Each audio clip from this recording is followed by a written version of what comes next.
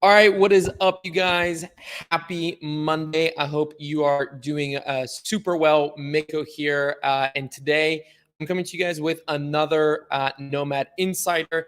If you're not familiar with what we do at Nomad Insider, essentially every single week I come on here and I tell you guys what are the most important things that you need to be aware of in terms of digital nomadism and remote work. And I send this out as a newsletter every single Monday morning. And then I jump on here and I kind of go in a little bit deeper into that information into the news with you guys. Now, as always, if you're just tuning in now, make sure that you drop a comment and let me know where you're joining in from. I love to see where all of you guys are joining from. But without further ado, I'm going to jump into some of the top news because we have some really interesting things to talk about. Now, the main story for this week, and this is one that I'm obviously a little bit biased about, but that has to do with the recent elections in Bulgaria. Now, why am I talking about this besides the fact that I was born in Bulgaria and this is a topic that is interesting to me?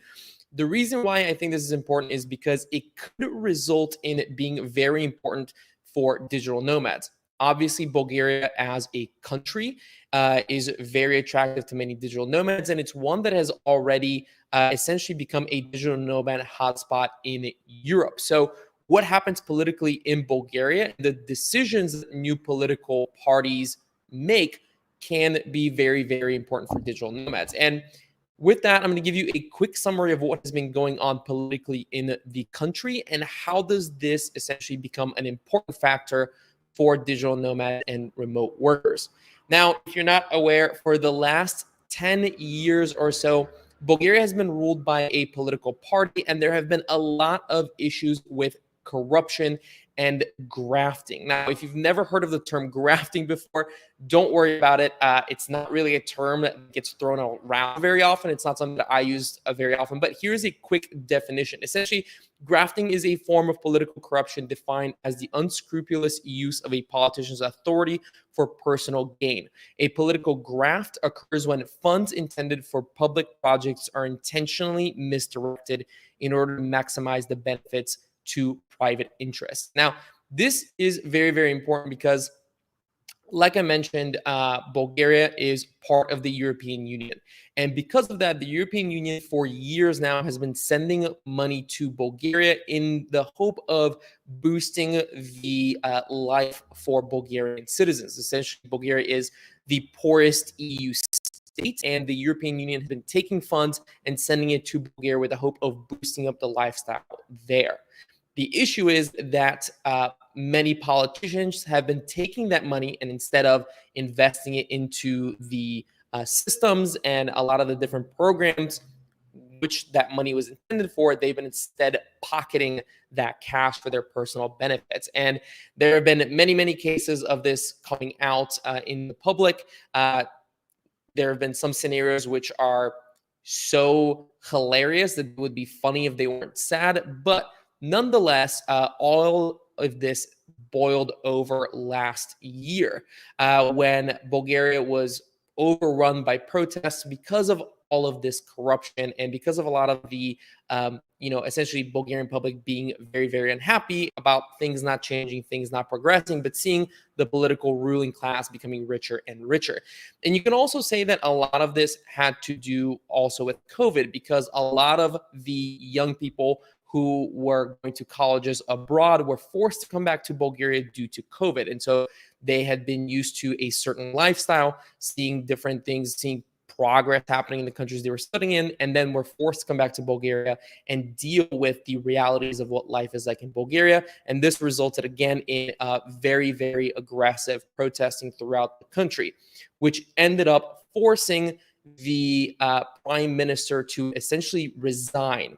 And this is where we come to now because there have been elections in Bulgaria, actually 3 separate elections, one in April, one in July, and then one finally just last week. And the reason why there have been so many multiple elections is that the elections have not essentially resulted in a winner. None of the parties that were voted for in those elections ended up being able to form a government. I'm not going to go into detail about how the political system works there, but here is where we essentially come to based on last week's election. A new party was elected, which is actually a very new party. It's just a few months old, and it's led by two Harvard-educated, essentially, they're not politicians. This is their first entry into politics, but they're both Harvard-educated, past entrepreneurs, and they were running the government that was put in place while there was no government, and were able to expose a lot of corruption. And because of that, got a lot of political power, and a lot of the public began to trust them and look at them favorably. So the interesting thing here is that their party was elected and also have the support of the president, who both the new party that was elected into parliament, and also, or the party that has the most votes for parliament, and the president are both very, very focused on getting rid of as much corruption as possible. Now, why is this all important to you as a digital nomad or as a remote worker? Well, because the government previous to this has been so consumed by corruption and stealing money, they have not really done a very good job of creating forward-thinking initiatives. And furthermore, while there have been elections for essentially all of 2021 in Bulgaria and many other countries in the region, such as Estonia, Croatia, Greece, Georgia, have had the ability to come up with forward-thinking initiatives to attract digital nomads and remote workers to their countries, Bulgaria has not had the ability to do that. They've had a government that was put in place to essentially just kind of like govern the country while a new official government is elected, and they have not had the ability to come up with these sort of forward-thinking initiatives to set up remote visas, so on and so forth.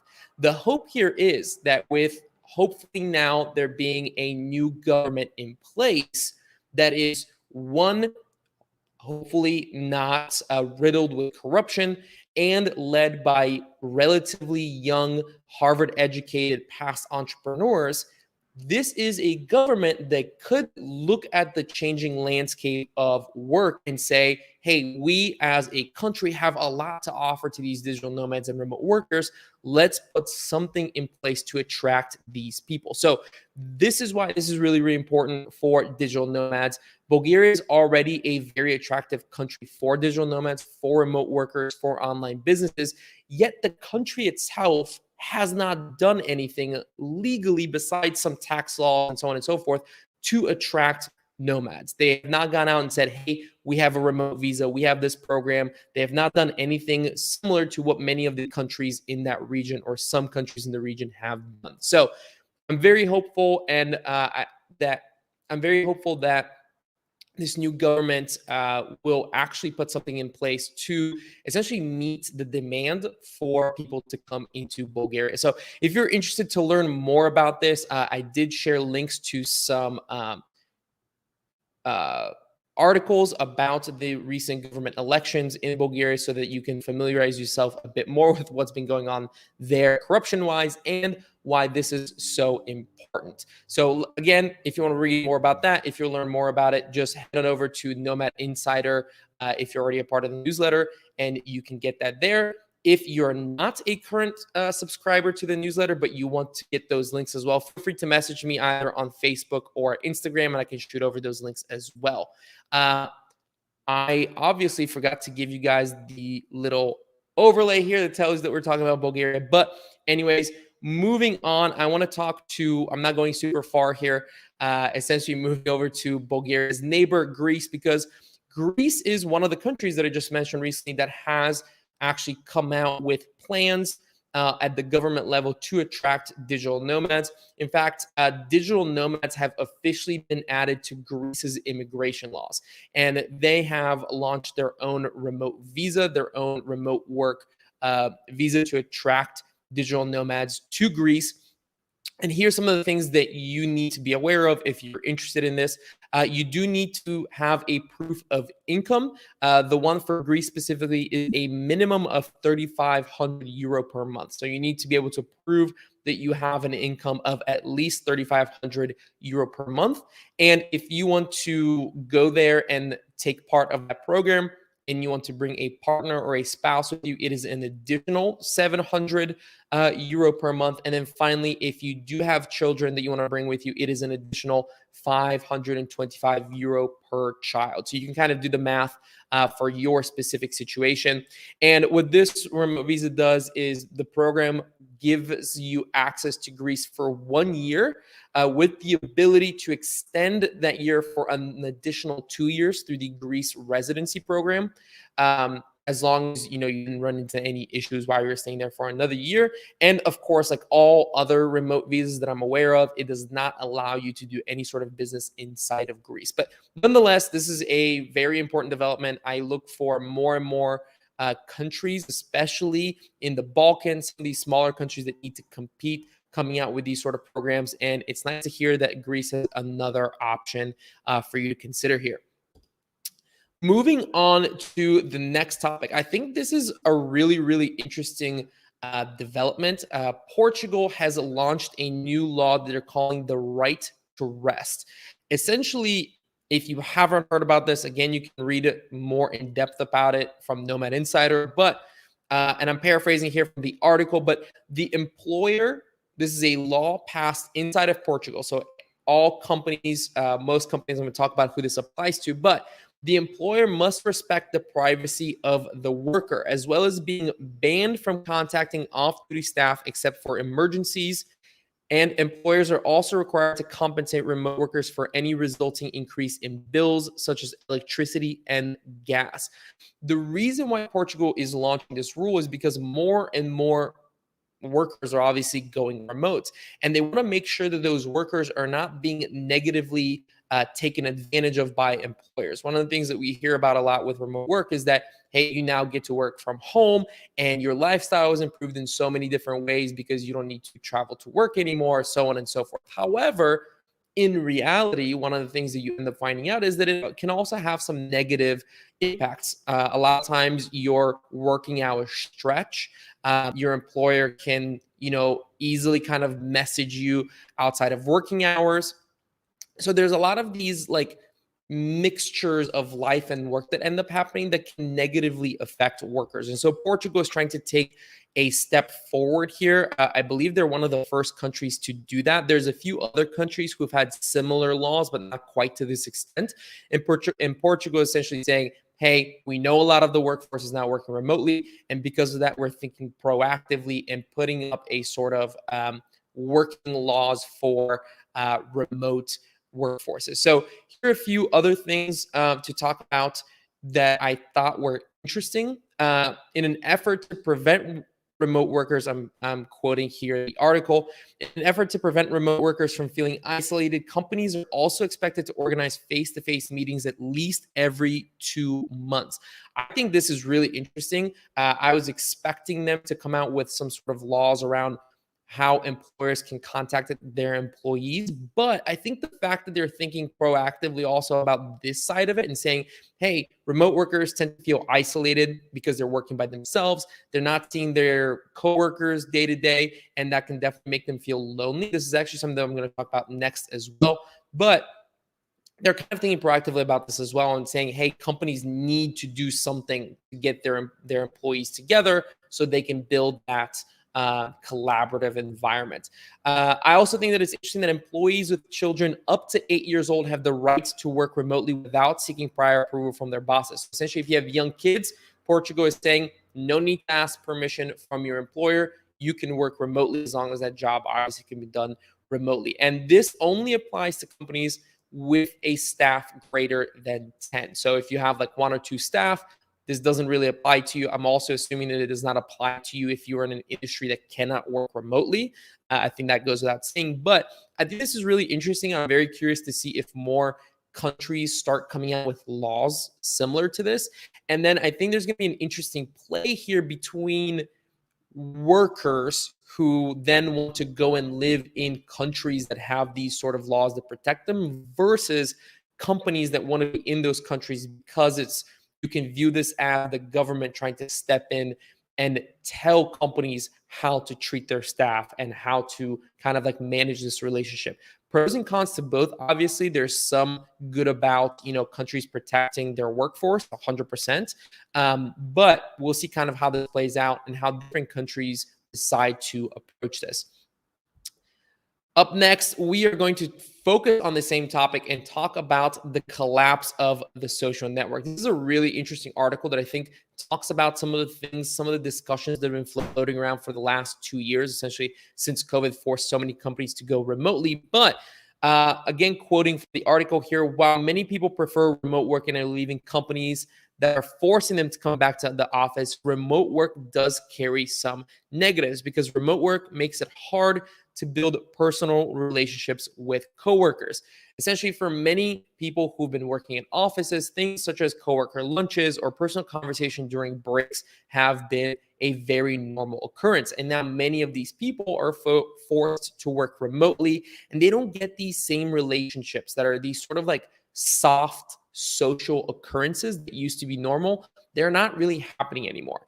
And while many companies are trying to replace these with Zoom meetings once a week, Zoom meetings just don't quite do the same thing, right? There is something special about either being in person or doing something together. And there have been companies have been trying to solve this in some ways. Like we saw an uptick in Airbnb experiences, for example, being bought by companies as a way to foster coworker relationships by doing these experiences. But there really hasn't been something that has emerged as a solution to this.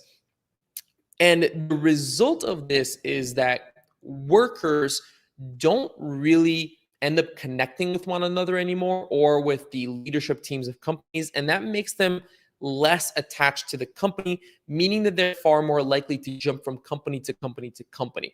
And it becomes harder for companies to retain talent. So this is a very interesting development, and it's something that I think we're going to see progress over the next couple of years as more companies settle into a remote working atmosphere and try to understand exactly how to balance this relationship of a majority of their staff working remotely for majority of the year, however also needing to bring employees together from time to time to allow them to get to know each other in person, to then also what kind of activity you set up throughout the year in between in-person meetings that continue that relationship. So I thought one of the really interesting things that was mentioned in this article, again, you can find the actual link to the article in the newsletter, but they talked about these Jackbox games, which I don't know if you've ever played, but I've played myself, where you pull it up on your TV and then you get to interact with everyone else using your cell phone. It's sort of like this,